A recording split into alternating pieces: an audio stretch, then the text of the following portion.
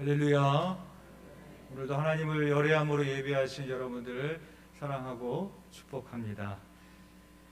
지난 28일에 방송되었던 KBS 아침마당에서 소개된 사연입니다.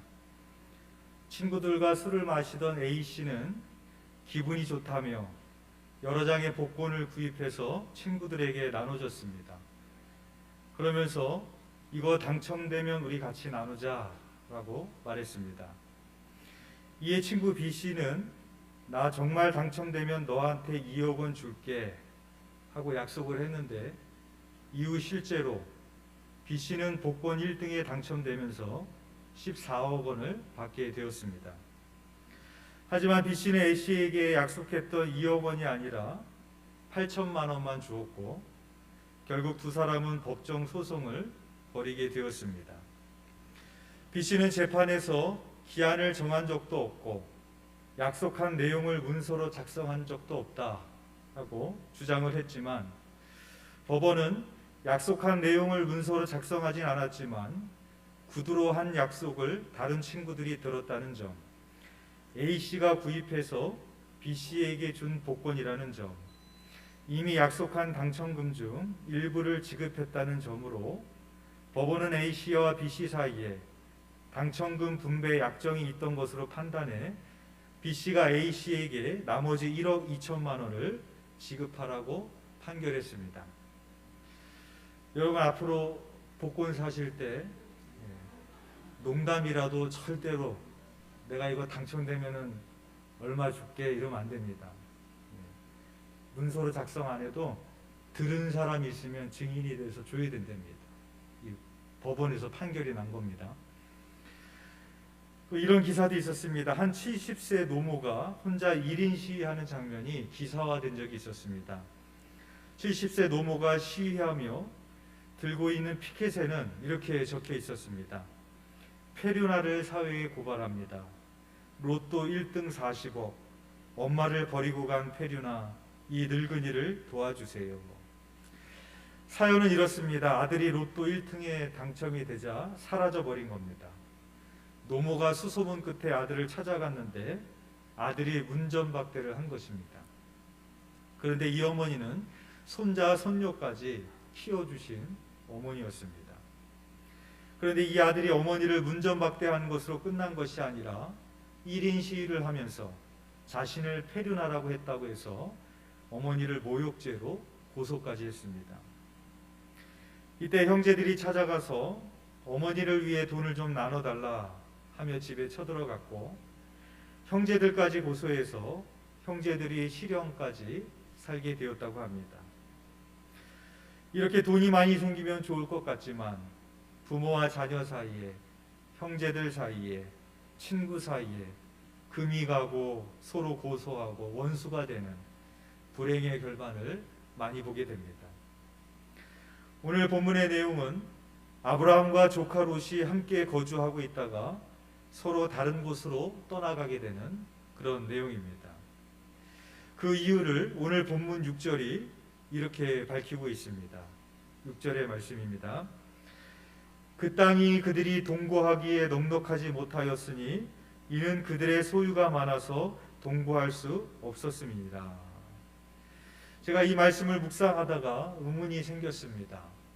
평상시에는 아무렇지 않게 읽혔던 말씀인데 그날은 이상하게 들리더라고요. 여러분들도 한번 잘 들어보시길 바랍니다. 그들의 소유가 많아서 동거할 수 없었습니다. 앞뒤가 안 맞는 말 아닙니까? 소유가 많아지면 여건이 더 좋아졌는데 동거하기에 더 좋아진 건 아닙니까? 가난 때문에 밤낮 없이 돈을 벌어야 되는 사람들이 자녀들과 함께 살고 싶어도 그럴 수 없는 형편에 있는 사람들이 있습니다. 그때 자녀들을 부모님들한테 맡기거나 누군가에게 맡겨놓고 이렇게 약속하죠. 엄마 아빠가 돈 많이 벌어올게. 그동안 그때는 한 집에서 같이 살자. 조금만 참어. 그렇게 말을 하죠. 지금은 돈이 없어서 같이 살 수 없으니까 나중에 돈을 많이 벌면 같이 살자는 말 아닙니까? 재산이 많아졌다라면 오히려 함께 살 수 있는 조건이 충족된 것 아닐까요?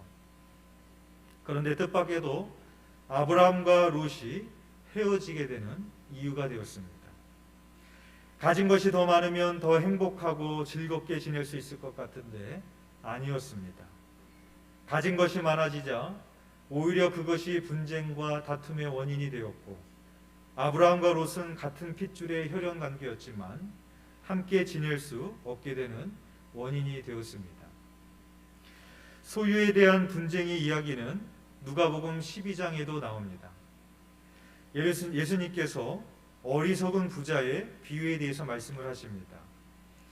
한 부자가 그 밭에 소출이 풍성하여 마음속으로 생각하기를 내가 곡식을 쌓아둘 곳이 없으니 어찌할꼬 합니다. 그리고 속으로 생각하기를 내 곡간을 헐고 더 크게 짓고 내 모든 곡식과 물건을 거기에 쌓아두리라. 내 영혼에게 이르되 여러 해 쓸 물건을 많이 쌓아두었으니 평안히 쉬고 먹고 마시고 즐거워하자라고 말합니다. 그때 하나님이 부자에게 이렇게 말씀하십니다.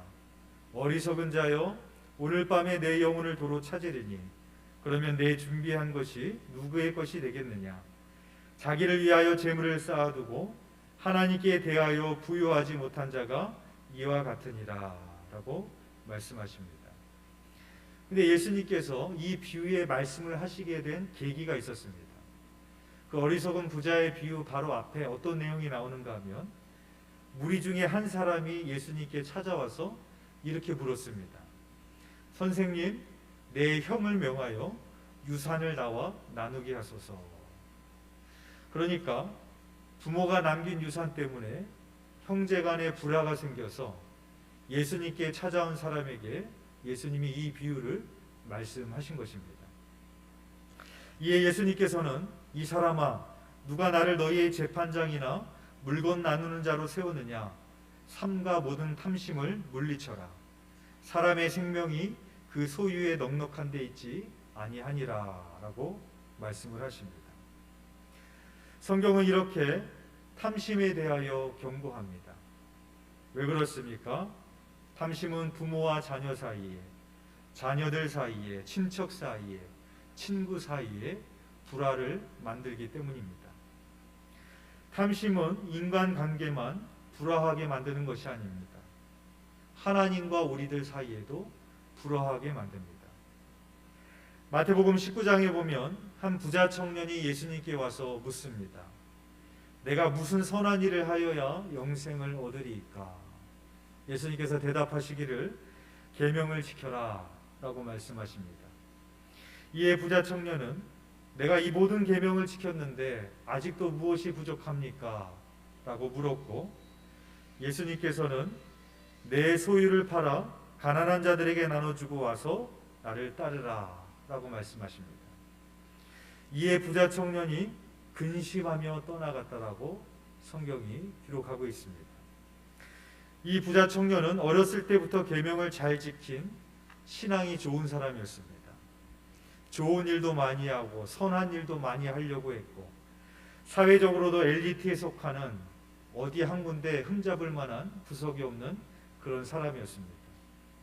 그런데 그 마음속에 있는 탐심 때문에 예수님을 따라가지 않습니다.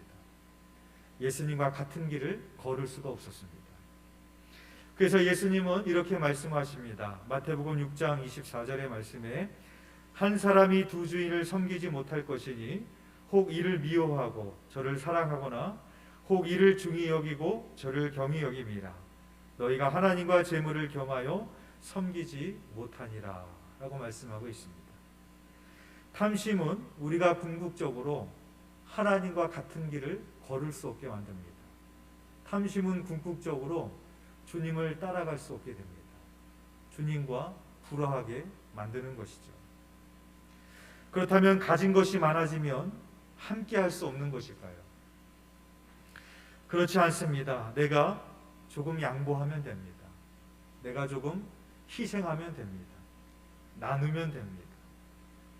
공짜로 14억 원이 생겼는데, 그것도 친구가 준 복권인데 갑자기 욕심이 생기니까 8천만 원만 주고 1억 2천만 원을 안 주는, 그것이 사람들의 마음인 것이죠. 그런데 내가 양보하지 않고 희생하지 않고 나누려 하지 않으니까 다툼이 일어나고 불화가 생기는 것입니다. 아브라함과 롯이 가진 것이 많아지자 종들 사이에도 다툼이 생겨났습니다. 그때 아브라함은 롯에게 이렇게 말합니다. 오늘 본문 8절에서 9절의 말씀입니다. 아브라함이 롯에게 이르되 우리는 한 친족이라 나나 너나 내 목자나 내 목자나 서로 다투게 하지 말자. 내 앞에 온 땅이 있지 아니하냐? 나를 떠나가라. 내가 좌하면 나는 우하고 내가 우하면 나는 좌하리라 라고 말합니다. 아브라함은 다투지 않기 위해서 먼저 양보하고 있습니다.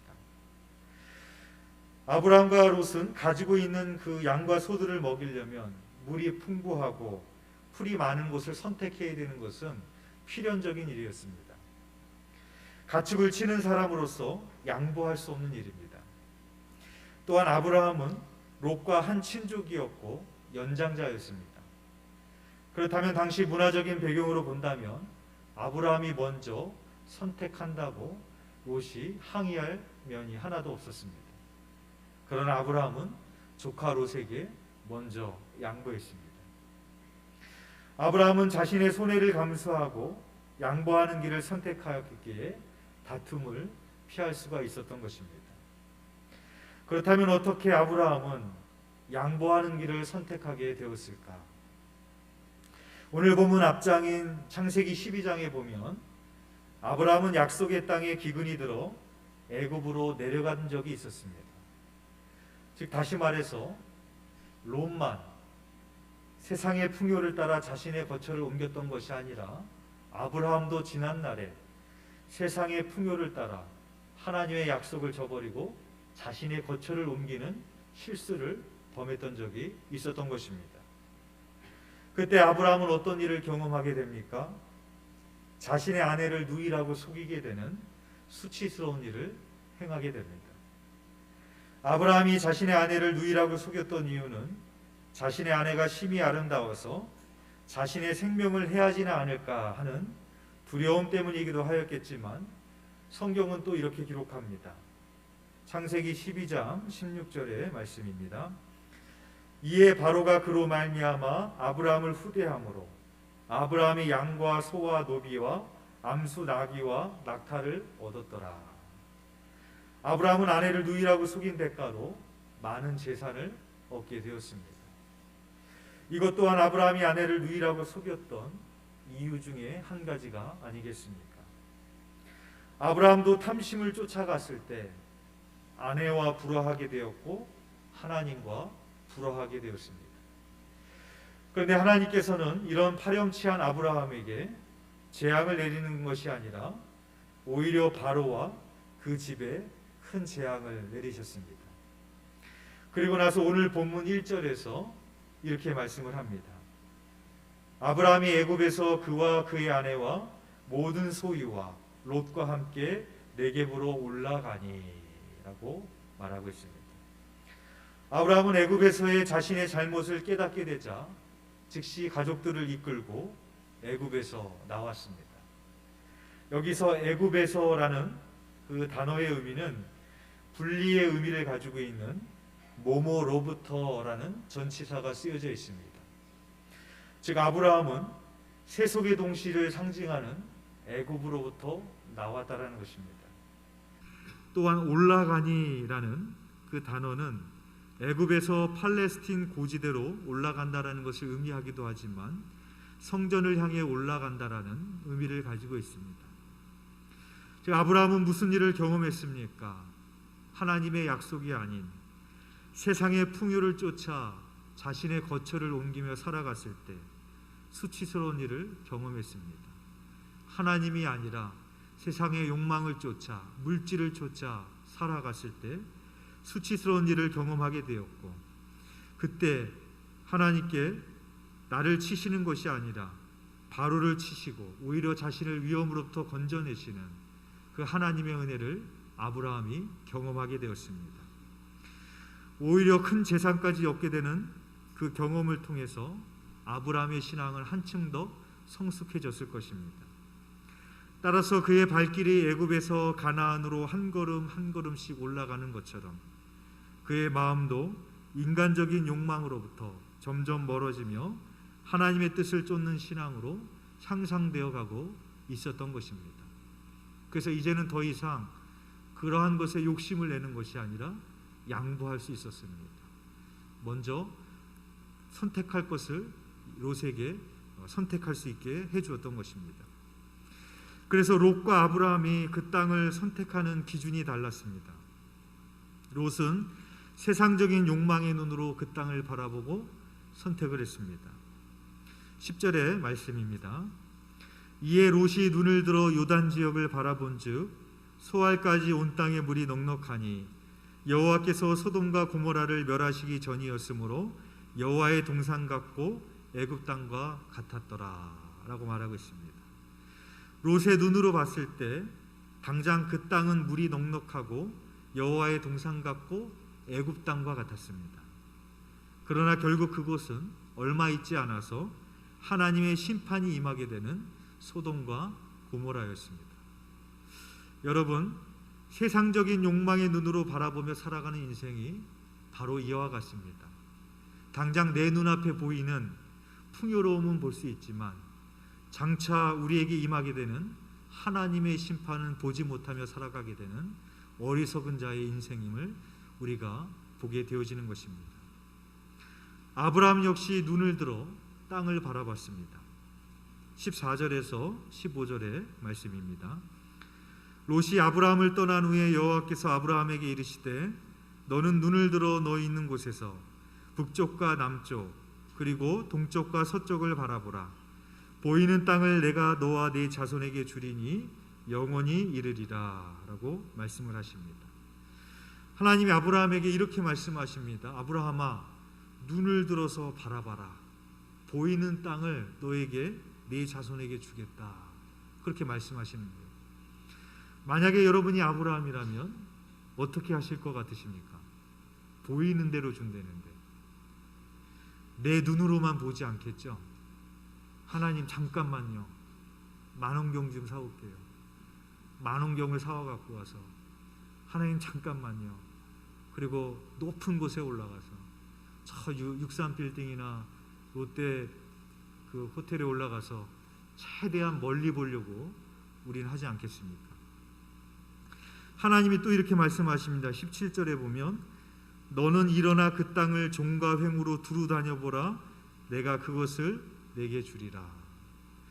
하나님은 아브라함에게 눈에 보이는 대로 주시겠다고 하시고 걸어다니는 대로 그 땅을 주시겠다라고 말씀을 하십니다. 여러분이 아브라함이라면 어떻게 하실 것 같습니까? 우리가 아브라함이라면 그냥 걸어다니지 않겠죠. 뛰겠죠. 뛰는 것도 성이 차지 않습니다. 말을 타거나 차를 타서 최대한 많은 땅을 두루 다녀 보려고 하지 않겠습니까? 톨스토이가 쓴 사람에게는 얼마만큼의 땅이 필요한가라는 단편 소설이 있습니다. 러시아의 평범한 농부 바음은 어느 날 어떤 지방에서 땅 주인이 땅을 헐값에 판다는 말을 들었고 기대하는 마음으로 땅 주인에게 달려갔습니다. 그런데 땅 주인이 땅을 파는 방식이 대단히 독특했습니다. 출발점을 떠나서 하루 동안 당신의 발로 밟고 돌아온 땅이 바로 당신의 땅이 됩니다 라고 그러는 겁니다. 땅값은 똑같은데 자기 발로 걸은 만큼의 땅을 주겠다라는 것입니다. 그렇지만 해가 지기 전에 그 출발점으로 돌아오지 못하면 모두 무효가 된다라는 조건이 있었습니다. 바음이 생각하기에 하루 정도 열심히 달리면 100만 평 정도는 충분히 얻을 수 있겠다라는 생각이 들어서 그 약속에 동의를 하게 됩니다. 그리고 다음날 아침 일찍 출발점을 떠난 바음은 어느 때보다도 두 팔을 앞뒤로 힘차게 내저으며 달려갔습니다. 땅 부자가 되는 꿈에 활활 타오르며 걷다 보니 음식도 먹지 않은 채 구덩이를 파서 표시를 하며 계속 달려갔습니다. 어느덧 해가 서쪽으로 기울기 시작하고 이미 반환점을 돌았어야 하는 시점이었지만 자기 앞에 있는 땅들이 더 비옥하고 탐스럽게 보여서 걸음을 멈출 수가 없었습니다. 결국 해가 지평선 아래로 숨어들 때야 바움은 발걸음을 돌려 출발 지점으로 달리기 시작했습니다. 곧 해가 지기 직전 급한 마음에 더 빨리 달리기 시작했고, 땀이 비오는 듯 했지만 땅을 얻기 위해서 혼신의 힘을 다해 내달렸습니다. 드디어 젖먹던 힘을 다해 간신히 출발점에 도착했지만 바움은 그만 정신을 잃고 쓰러졌고 다시 일어나지 못했습니다. 결국 죽고 만 바움을 안타깝게 여겨 땅 주인은 그를 묻어주기로 결심했습니다. 그렇게 바움은 자신의 키보다 조금 더 큰 땅에 묻히게 되었고, 바움의 무덤을 바라보며 땅 주인은 이렇게 말했습니다. 사람에겐 얼마만큼의 땅이 필요한가? 결국 그에게 필요했던 땅은 그가 묻힐 반평 크기의 땅이었던 것입니다. 만약에 아브라함이 이 소설에 나오는 바움처럼 하나님의 말씀을 받아들였다면 바움과 같은 인생의 결말을 맞이했을지 모릅니다. 그러나 아브라함은 그렇게 바라보지 않았습니다. 그는 일어나 종과 횡으로 걸어다니다가 헤브론에 있는 마므레 상수리 수풀에 이르러 거기에 거주하며 거기서 제단을 쌓고 예배를 드렸습니다. 오늘 본문 18절의 말씀입니다. 이에 아브라함이 장막을 옮겨 헤브론에 있는 마므레 상수리 수풀에 이르러 거주하며 거기서 여호와를 위하여 제단을 쌓았더라. 여기서 헤브론은 지명이기도 하지만 헤브론이 가지고 있는 뜻이 있습니다. 그 뜻은 교제의 자리라는 뜻입니다. 마므레라는 그 뜻이 뜨거움, 열렬함, 이런 뜻을 가지고 있습니다. 즉 아브라함은 무엇을 선택하였는가?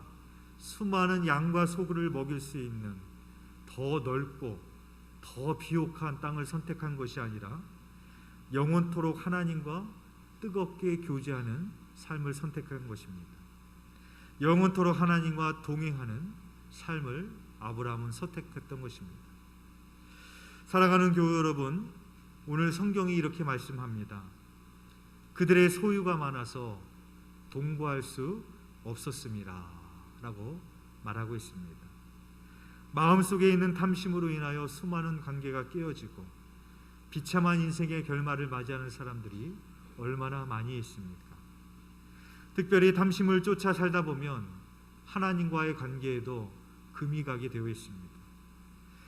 바라기는 세상의 풍요를 쫓아 살아가는 인생이 아니라 아브라함처럼 영원토록 하나님을 뜨겁게 교제하는 삶, 영원토록 하나님과 동행하는 삶, 그것이 진정한 복임을 고백하시고 그 삶을 선택하시는 저와 여러분이 되시기를 주님의 이름으로 축원드립니다. 기도드리겠습니다.